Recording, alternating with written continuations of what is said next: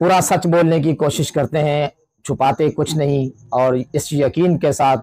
कि अल्लाह का वादा है कूनू मअल सादिकीन, के सच्चों के साथ हो जाओ, इसलिए हम सच बोलने की कोशिश करते हैं। और आपसे आप हमें जो दुआओं से नवाजते हैं और ढेरों दुआएं देते हैं, अल्लाह ताला वो दुआएं आपकी कबूल फरमाए और आपके जानो माल की हिफाजत फरमाए, दीन और दुनिया की मुश्किलात से महफूज फरमाए और आने वाले गर्म हवाओं के रुख फेर दे। अल्लाह ताला आपको इस्लाम के साथ, पाकिस्तान के साथ और इंसानियत के साथ बिल्कुल मुखलिस रखे और हमेशा हक़ पर कायम दायम रखे, ख़ातिमा ईमान पर फरमाए और ज़िंदगी मुश्किलात से आपकी दूर फरमा कर सहल करे, आसान करे, और दुनियावी ज़िंदगी में आपके लिए बेशुमार रहमतें और बरकतों का नुज़ूल हो। हुज़ूर वाला, हमने कल गुफ्तगू की थी इंक्वायरी कमीशन के हवाले से, और इसमें बहुत सारे लोगों ने इस बात की तायीद की है कि सानिया मुरीद के एक ऐसा सानिया है कि जिसमें बहुत सारे परसेप्शंस हैं, बहुत सारी बातें हैं और बहुत तरह की गुफ्तगू की जा रही है। तो ये बड़ा माकूल बात होगी, बड़ी दुरुस्त बात होगी, बड़ी अच्छी बात होगी कि इसको बाकायदा इंक्वायरी इंटू किया जाए और इंक्वायरी कमीशन बना करके इसकी इंक्वायरी की जाए। अगरचे हुक्मरानों के लिए ये कोई बड़ा मसला नहीं है और वो ये समझते हैं कि ये कोई इशू नहीं है, जबकि इस्लाम ये कहता है कि एक इंसान की मौत भी इंसानियत की गोया के मौत है। तो यहाँ पर कई इंसान जान की बाजी हार गए, और हम ये हमेशा कहते हैं कि ये तफरीक नहीं करनी चाहिए कि ये गवर्नमेंट की तरफ से थे या पब्लिक की तरफ से थे। ना तो पब्लिक गवर्नमेंट की दुश्मन है, ना गवर्नमेंट पब्लिक की दुश्मन है। हम पाकिस्तानी हैं, दोनों तरफ से बहने वाला खून इंसान का खून है। तायद दोनों तरफ से हमें इसकी तायद नहीं करनी चाहिए और कंडेम करना चाहिए कि जो भी हुआ है ये बुरा हुआ है। जब हम इस नज़रिए पे कायम होते हैं और ये समझते हैं कि हमें बात हक़ाइक़ की बुनियाद पर करनी चाहिए, तो फिर हमें इसके लिए स्टेप फॉरवर्ड भी करना चाहिए और फिर हमें इसका मुतालबा भी शद्दोमत के साथ करना चाहिए। एक तहरीक की सूरत में, एक मिशन की सूरत में ये आवाज़ें उठनी चाहिए कि सानिया मुरीद के की जो रिसेंट वाक़या है, वैसे तो हम हर उस वाक़े की जुडिशल इंक्वायरी के हक़ में हैं जहाँ पर इंसानों का कत्लेआम हो, जो पब्लिक इंटरेस्ट का मैटर हो, कतई नज़र इस बात से कि उसमें पार्टी कौन सी है, लोग कौन से हैं, इसकी तफरीक करना हम मुनासिब नहीं समझते और ना हमारा ज़मीर इस बात की इजाज़त देता है। हाल ही में जो वक़ूआ हुआ है, ये सानिया मुरीद के नाम से एक मुरीद के इंसिडेंट, एक ब्रूटल इंसिडेंट है कि जिसमें कुछ गलत फहमियों की बुनियाद पर अपने ही अवाम पर गोलियां चलाई गईं। वो गलत फहमियाँ क्या थीं? वो क्या इस नौइयत की थीं कि उस पर गोलियां चलाकर उनकी आवाज़ को खामोश किया जाए? क्या उसका लेवल इस सतह पे था कि वहाँ गोली चलाया जाना ज़रूरी और मजबूरी था? ये बातें उस वक्त तक तय नहीं हो सकती जब तक कि एक इंडिपेंडेंट जुडिशल इंक्वायरी कमीशन तश्कील न दिया जाए। तो हम थोड़ा सा इस लीगल पैराडाइम में आज बात करना चाहेंगे कि ये जो कमीशन ऑफ इंक्वायरी है, ये किस तरह बन सकता है, कौन बनाता है और इसके क्या इसके पीछे लीगल फ्रेमवर्क है और इसके क्या फ़वाइद होंगे और इसकी क्या इसके फ़राइज़, ज़वाबित और इसकी ड्यूटीज़ क्या हो सकती हैं। देखिए, पाकिस्तान में 2017 में एक कानून पास हुआ जिसे कहते हैं the Pakistan commissions of inquiry act 2017। ये नहीं कि 17 में ही ये कानून आया, इससे पहले भी था और वो कानून रिपील हो गया इस कानून के आने के बाद। वो कानून भी इसी पैराडाइम में था, लेकिन पुराना कानून होने की वजह से, और वो था भी 1956 का,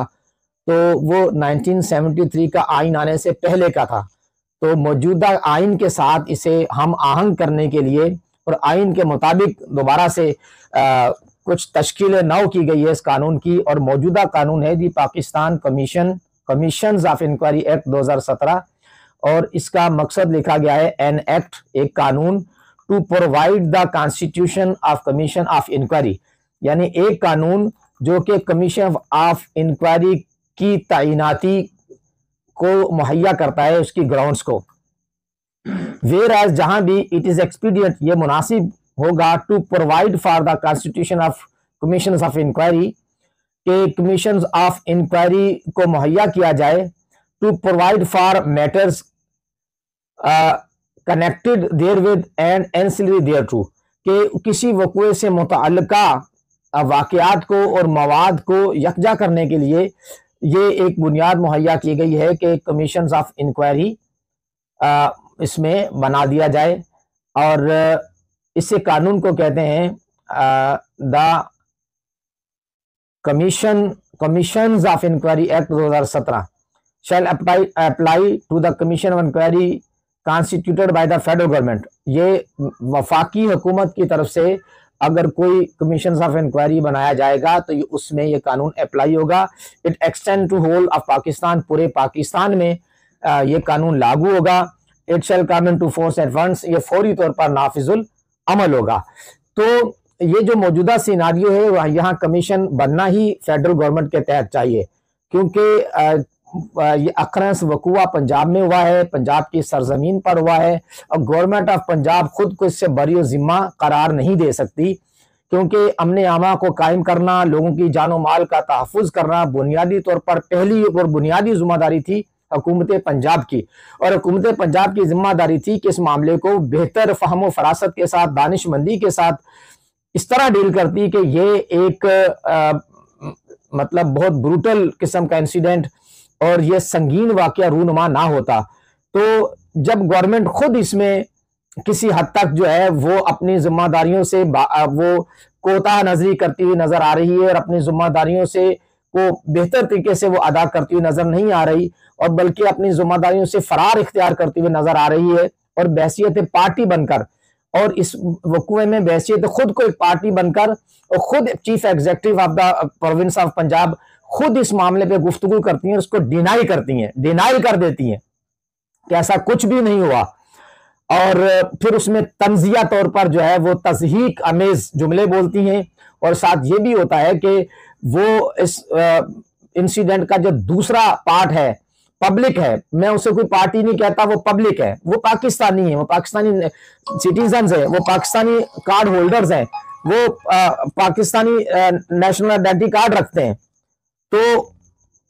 उनके हवाले से वो इस तरह की गुफ्तगू करती हैं कि जो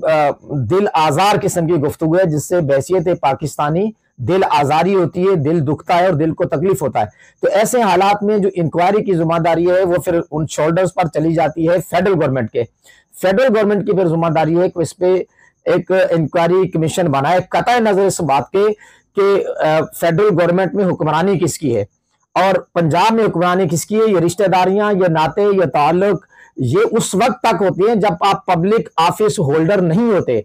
जब आप पब्लिक ऑफिस होल्डर बन जाते हैं तो फिर आप वजीर आजम होते हैं, तो वो फिर पूरे पाकिस्तान के वजीर आजम होते हैं। कतई नजर इस बात के किसी ने आपको वोट दिया है या नहीं दिया, कतई नजर इस बात के कि आपका आपस में ताल्लुक, रिश्ता, नाता क्या है, हम इस बहस में नहीं पड़ते। लेकिन हम वो बात करते हैं जो जेन्युइन बात है, हम वो बात करते हैं जो आइन और कानून के मुताबिक है, और वो बात करते हैं कि जो बिल्कुल सच्ची साफ सुथरी बात है। तो रिश्ते नाते जो भी हों, आपके रिश्ते नाते किसी के साथ भी हो सकते हैं, लेकिन वो उसने हल्फ उठाया होता है आइन और कानून के मुताबिक अमल करने का। और ये हल्फ उठाकर यानी गोया की कसम उठाकर वो कहता है कि मैं इस दफ्तर में जब तक मौजूद हूं मैं आइन और कानून के मुताबिक काम करूंगा, मैं जाती ताल्लुकात और जाती रिश्ते नाते और पर्सनल इंटरेस्ट को मैं बीच में नहीं लाऊंगा। तो हुजूरे वाला हम जो बात कर रहे हैं वो आइन और कानून के मुताबिक कर रहे हैं कि फेडरल गवर्नमेंट की फिर वो जिम्मेदारी है इस बात में कि वो इसमें सेंसिटिव हो, सीरियस हो। और इस इशू को लेकर जो आहिस्ता आहिस्ता काफी दिनों से मसाइल चल रहे हैं, लोगों की गिरफ्तारियां हो रही हैं, लोग शोहदा अपने जनाजे लेने के लिए, डेड बॉडीज लेने के लिए परेशान हैं, अदालतों के धक्के खा रहे हैं, और सोशल मीडिया पे भी एक आवाज उठ रही है। तो बजाय इसको ताकत के जोर पर उसे दबाने की कोशिश की जाए, क्योंकि तारीख इस बात की गवाह है। मैं लंबी तारीख में नहीं जाता, खुद पाकिस्तान की मैं बात करता हूं कि जब भी किसी तबके को बजोर शमशीर, बजोर ताकत, कुव्वत के साथ दबाने की कोशिश की गई है तो उतना ही ज्यादा वो मजबूत भी हुआ है, खुलकर सामने भी आया है, और उतने ही ज्यादा उसकी आवाज पावरफुल भी हुई है, और उतनी ही ज्यादा फिर उसके अंदर कुव्वत आई है। और ये चूंकि